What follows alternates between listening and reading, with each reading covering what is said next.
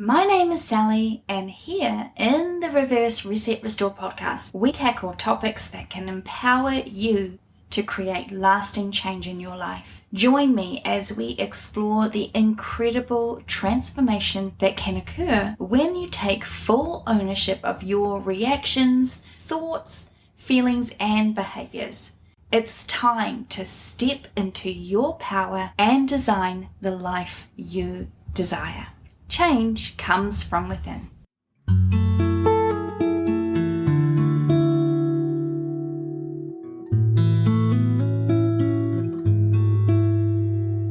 Hi, and welcome back to Reverse Reset Restore. January is already well on its way, and before you know it, we'll be right back here again a year from now, shocked at how fast 2024 came and went. At least that's the way it seems to work for me. The older I get, it's like the ride's gotten faster and faster, hurtling towards the inevitable. Gosh, that sounded a little bit morose, didn't it? I find that there are a couple of times of the year where I'm reminded of how fleeting time really is. And so I guess it's fitting that today's episode kind of ties in with that thought. The big holidays are now behind us, and I know some of you are already pre-planning your holidays for the end of this year. And while most of us are settling back into work and the responsibilities of adulting, enjoying being back in a routine, my partner Martin, I am talking about you, there are others of us who aren't quite as psyched. We've all experienced those moments of acceleration, whether it's after an exciting event, a great accomplishment, a vacation, or even just a great night out with friends. The feeling of being on top of the world is, well, it's fantastic. But what goes up must come down. But down in this instance doesn't mean deflated or defeated. This phenomenon is commonly known as the come down effect. In this episode, we'll delve into what the come down effect is, why it happens, and offer some strategies to navigate its impact on our emotions and well-being. So, the come down effect, also referred to as the post-high or post-event crash, is the emotional and psychological shift that occurs after experiencing a high point or peak of positive emotions. It's that feeling of deflation and even sadness that follows moments of excitement, accomplishment, or joy. As Alison G. Bailey, author of Present Perfect, among others, puts it, the unpredictability of life sucks. 1 minute you're riding high with the wind whipping through your hair, and the next minute you're flat on your ass with a face full of gravel. I don't think we've met, but man, she makes me feel seen. Imagine the days following an amazing vacation. I recently went to Bali and I did not want to come back. Or the quiet hours after a thrilling party or seeing an amazing performance. Or that period after achieving a long-awaited goal, maybe a new job or a promotion.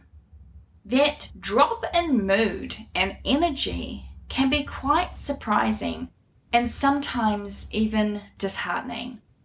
I don't know about you, but I've definitely experienced the come down effect.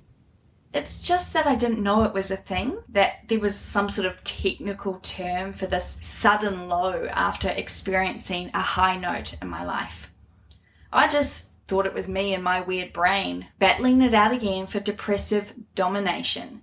But no, I'm not that abnormal. And if you've ever experienced this, neither are you, my love. Naturally, realizing I was not as broken as I thought, my curiosity was piqued, and off I went down the rabbit hole like the Alice I am to discover what this thing is and why it even happens to begin with. If you've experienced the come down effect, here are a few reasons why it's happened to you, and the proof that you are not irrevocably broken, I promise. Let's start with the most unobvious but obvious reasons. neurochemical changes. Now, this amazing, incredible mystery machine body of ours is a complex machine, and one of the driving forces for how we experience the world is a chemical reaction that exists within us. During positive experiences, our brains release neurotransmitters like dopamine and serotonin, which contribute to feelings of happiness and pleasure. When the excitement fades, for example, you've come back to real life after an awesome holiday, these neurotransmitter levels drop. We simply can't sustain dopamine or serotonin or other feel-good chemicals forever. And that naturally leads to a shift in mood. You may also have heightened expectations. So anticipation of a positive event can lead to heightened expectations. And then after the event, reality may not have matched those sky-high ideals, leading to a sense of disappointment. Think about this in your own life experiences. One that comes to mind for me is this typical thing that happens when people are preparing to get married and everything comes about their wedding. We've all read the Reddit stories or seen different stories pop up on our Facebook feeds about bridezillas, or people just have this massive idea of what they think their wedding day should be, and then everything bad happens, right? And so they feel like everything's ruined because their focus has been so intently on that day and how it should look and how it needs to feel and be, that they've actually brought into this idea that that's the most important thing about their wedding. And yeah, we all want sunshine and beautiful flowers and good music and all of that stuff. We don't want things to go wrong. But sometimes things do go wrong, and it's being able to learn how to roll with the punches. Perfect example, and Jackie, I hope you don't mind me sharing this story, but my cousin Jackie was getting married and I was her bridesmaid, and we were supposed to have their ceremony on a beach in our hometown. And we rocked up there, and for some reason we'd got the tide reports wrong, and so it was actually high tide and there was nowhere that we could be on this particular beach because it was covered in water. So, she could have freaked out, but to her credit, she didn't. We just rolled with it. We just did the ceremony on this beautiful lawn in front of the ocean, and it was beautiful and amazing. And I think, she could have got upset, as most brides might have done, to have that sort of expectation altered, but she didn't. She was a real trooper, and we just shifted our expectations and everything was great. Emotional exhaustion. Intense positive experiences can be emotionally draining. The come down might be the brain's way of conserving energy and returning it to a baseline emotional state. Another reason could be a loss of focus. Once the excitement is gone or over, the lack of a clear goal or focus can lead to a sense of aimlessness and a drop in motivation. And again, I'm going to go back to the example of weddings because, a lot of people spend months and months preparing for their wedding. Their focus is all about the food and the flowers and the dress and the bridesmaids and the groomsmen and the rings and the cars, all of this stuff. And so much energy is brought into this one particular day. And once it's said and done, now what? There's nothing to plan for, prepare for. You've done and dusted it, right? And so that can kind of give a sense of, this is a bit meh now because your focus has been so intent on the preparations for that day. The last reason that I want to bring up for why you might feel the come down effect is comparisons. Now, comparing post-high moments with the peak experience can make the current situation you're in seem lackluster. So, you have to be careful that, comparison is the thief of joy, as they say.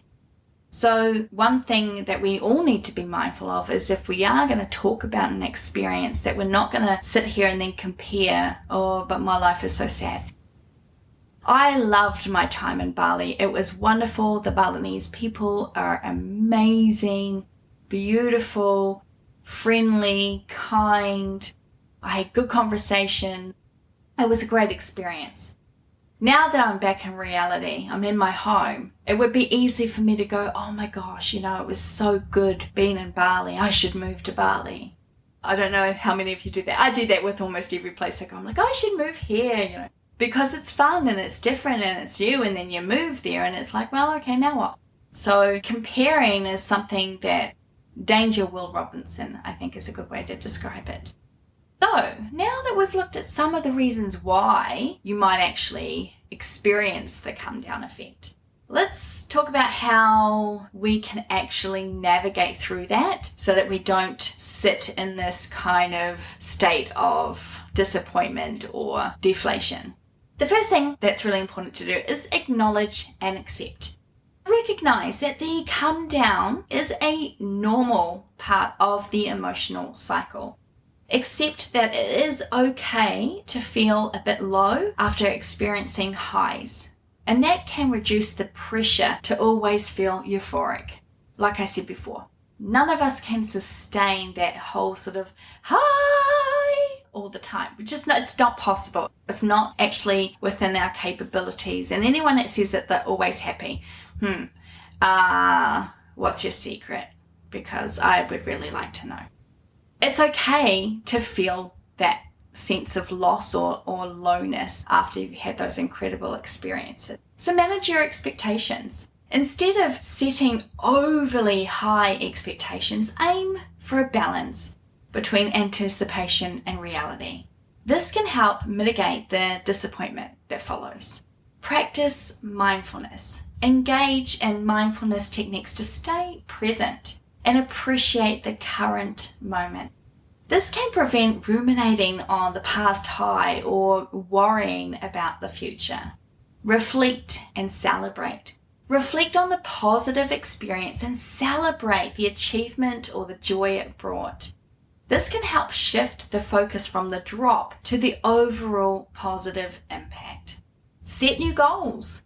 Setting new goals or projects can provide a sense of purpose and excitement after a peak experience. Self-care.